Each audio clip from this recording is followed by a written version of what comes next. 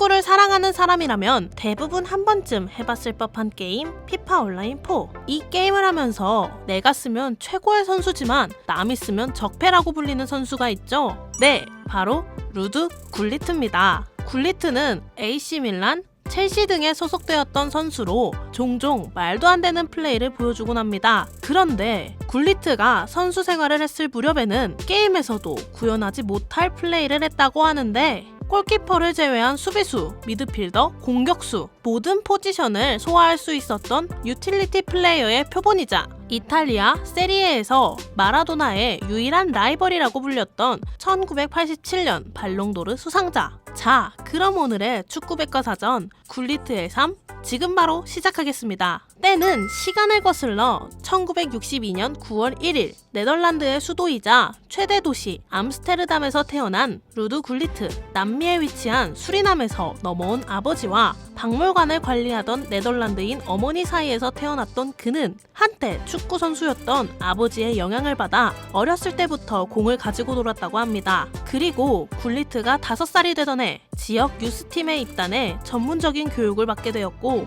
10살이 되었을 무렵 이사를 하게 되면서 한 명의 친구를 만나게 되는데, 이때 만났던 친구는 훗날 굴리트와 함께 오렌지 삼총사로 불렸던 전설적인 축구 선수 레이카르트였죠. 그렇게 1975년 굴리트와 레이카르트는 지역 유스팀에서 큰 활약을 선보였습니다. 이 둘은 모두 네덜란드의 식민지였던 수리남 출신이었기에 누구보다도 축구로 성공해야겠다는 열망이 컸죠. 또한 볼을 다루는 능력, 축구에 대한 지능과 감각이 뛰어났던 굴리트는 자신의 재능과 잠재력을 인정받아 1978년 HFC 하를렘에 입단하게 됩니다. 본격적으로 네덜란드 프로리그에 발을 담갔던 굴리트가 출전의 기회를 잡았던 것은 그렇게 오래 걸리지 않았습니다. 하를렘의 감독은 하루빨리 굴리트의 기량을 끌어올려주고 싶어 했고, 이 영향은 실제로 굴리트가 네덜란드 에레디비지의 최연소 데뷔 기록과 출전 기록을 달성하게 되었죠. 당시 그의 나이는 불과 16살. 하지만 그의 활약은 팀에 많은 영향을 불러일으켰습니다. 그가 데뷔한 시즌 하를렘은 리그 꼴찌를 기록하면서 2부 리그로 강등당했지만, 굴리트의 활약으로 8081 시즌 2부 리그에서 우승을 차지하며 단 한 시즌 만에 승격했기 때문이죠. 네덜란드 팀이 굴리트를 부르지 않을 이유는 없었습니다. 21세 이하 대표팀은 물론 20살이 채 되지 않았던 굴리트는 국가대표로 선발되었죠. 이에 힘입어 8182 시즌 굴리트는 하위 순위에 머무르고 있었던 하를렘을 리그 4위로 끌어올리면서 유에파컵 티켓까지 거머쥐게 되는데, 이것은 클럽 최초의 유럽 대항전 진출이었다고 하죠. 그리고 이때 보여준 활약으로 굴리트는 맨체스터에서 피지 못한 꽃 던컨 에드워즈의 이름이 거론되는 등의 극찬을 받게 됩니다. 그렇게 3시즌 동안 91경기 31골이라는 기록을 남긴 21살 굴리트는 같은 네덜란드 리그의 페이에노르트 로테르담으로 이적하게 되죠. 당시 페이에노르트에는 네덜란드의 전설적인 선수 요한 크루이프와 빌럼 파나네엄이 있었고,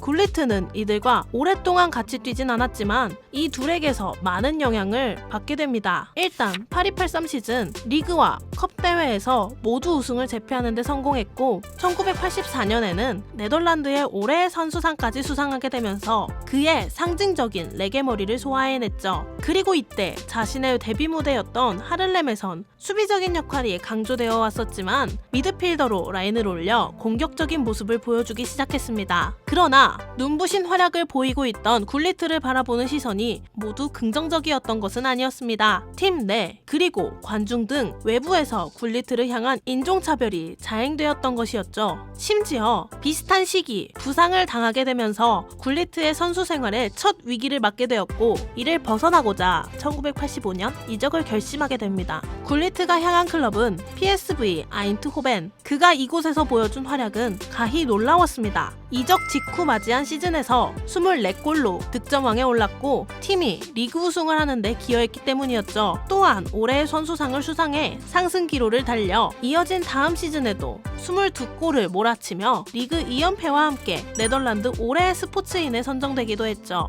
이와 동시에 유럽 올해의 선수상까지 휩쓸었던 루드 굴리트는 이제 유럽에서 내로라 하는 빅클럽들이 주목하는 축구선수 반열에 오르게 되었습니다. 그러던 1987년 루드 루드 굴리트는 당시 전 세계 축구의 정상에 올라서 있던 이탈리아의 명문 구단 AC 밀란으로 이적하게 되죠. 이때 당시 굴리트는 마라도나 다음으로 높은 이적료인 약 105억 원을 기록하면서 전 세계 축구인들에게 많은 관심을 받게 되었는데요. 처음에는 말이 잘 통하지 않아 적응하는데 힘들었었다는 이야기를 남겼지만 PSV 아인트호벤에서 활약했던 것을 인정받게 되면서 1987 발롱도르를 수상하게 되었죠. 또한 191cm의 큰 키와 88kg의 압도적인 피지컬을 앞세웠던 굴리트는 이내 AC 밀란에서 엄청난 활약을 하게 되는데요. 먼저 다른 선수들과의 몸싸움에 밀리지 않았고 상대 센터백들의 머리가 골반 위치에 올라올 정도로 폭발적인 점프력은 그의 트레이드마크인 강뚝, 즉 강력한 헤딩 능력을 발산할 수 있게 했죠. 또한 위협적인 슈팅 능력, 침투 등 신체적인 능력 이외에도 전술에 대한 이해도나 축구 기술을 수행하는 능력이 뛰어나 위치 선정과 상대가 이동할 위치를 읽고 수비 라인을 붕괴하는 등의 패스를 줄 수 있었는데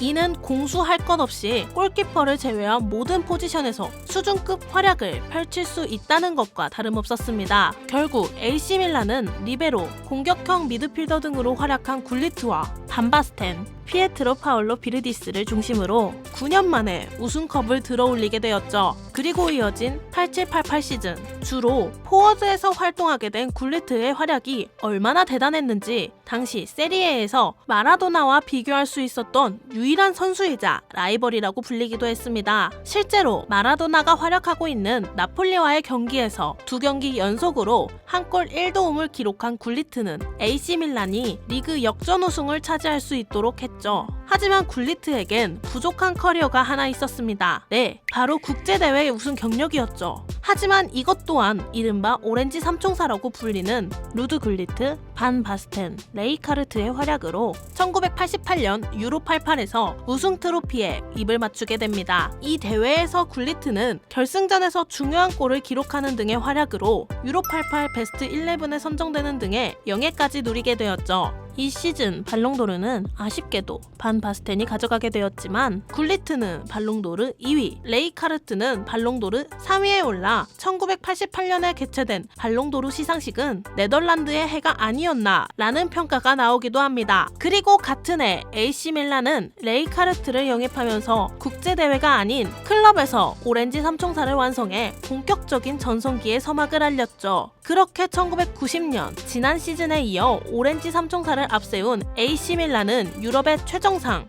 유러피안컵 2연패를 달성하게 되면서 상승 기로를 달렸고 이어진 1991년 유러피안컵 3연패에 도전했지만 8강전에 맞붙은 마르세유와의 경기에서 굴리트가 골을 넣었음에도 몰수패 당하고 맙니다. 그 이유는 경기 중 조명이 꺼진 것에 대한 항의의 의미로 AC 밀란의 선수들이 라커룸에 들어갔기 때문이었죠. 이 사건으로 인해 AC 밀란은 1년간 유럽 대항전에 출전하지 못하게 되었고 이는 AC 밀란이 전성기를 달리고 있을 시기였기에 큰 타격으로 다가올 수밖에 없었습니다. 하지만 1992년 AC 밀란은 리그에서 22승 12무 무패 우승을 달성하면서 아직 클럽의 명성이 건재하다는 것을 증명해냈고 같은 해 굴리트를 중심으로 한 네덜란드 대표팀은 유로 대회에서 2연패를 목표로 경기에 임하게 되죠. 그런데 맨유의 전설적인 골키퍼 피터 슈마이켈의 벽을 뚫지 못했던 네덜란드는 준결승에서 만난 덴마크와 승부차기까지 이어진 끝에 패배하면서 좌절하고 말았습니다. 그리고 다음해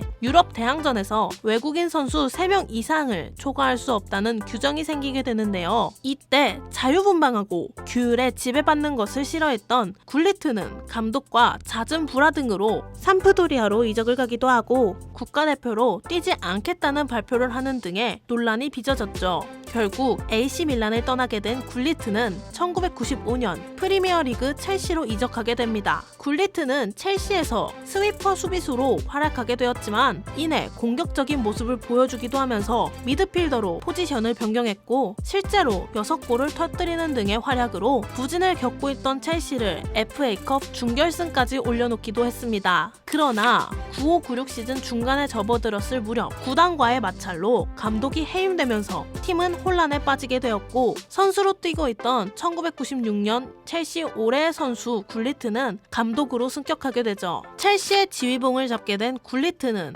96-97 시즌 지안프랑코 졸라, 로베트로 디 마테오, 잘루카 비알리 등의 선수를 영입했고 26년 만에 FA컵 우승을 달성하게 됩니다. 이는 첼시의 외국인 감독 최초의 FA컵 우승이었죠. 하지만 굴리트는 1998년 구단과의 와찰로 경질되었고 98-99 시즌 뉴캐슬 유나이티드 FC의 감독으로 임명되었지만 부진한 성적에 선수단 장악에도 실패하면서 입지를 잃어버리게 되죠. 이후에도 지도자 굴리트는 좋은 인식을 심어주지 못하게 되면서 명선수는 명지도자가 될 수 없다는 징크스를 깨지 못한 채 축구 인생을 마무리하게 됩니다. 그리고 선수 시절 뛰어난 활약을 펼친 전설적인 선수 루드 굴리트는 축구인이 사랑하는 게임 피파 온라인 4에 등장해 압도적인 기량으로 제3의 축구 인생을 보내고 있죠. AC 밀란, 첼시의 케미를 받을 수 있는 굴리트는 이른바 적폐 선수로 자리매김해 우리의 기억 속에 한 시대를 풍미했던 레전드 축구 선수로 기억될 것입니다. 그럼 여기서 영상 마치도록 하겠습니다. 지금까지 축구백과사전이었습니다. 감사합니다.